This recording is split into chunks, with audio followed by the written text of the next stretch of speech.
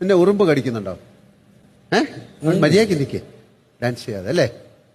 Hands in the pants എന്ന് പറയാം അല്ലേ? ഉറുമ്പ് കയറിയോ? ഉറുമ്പ് കേട്ടണോ?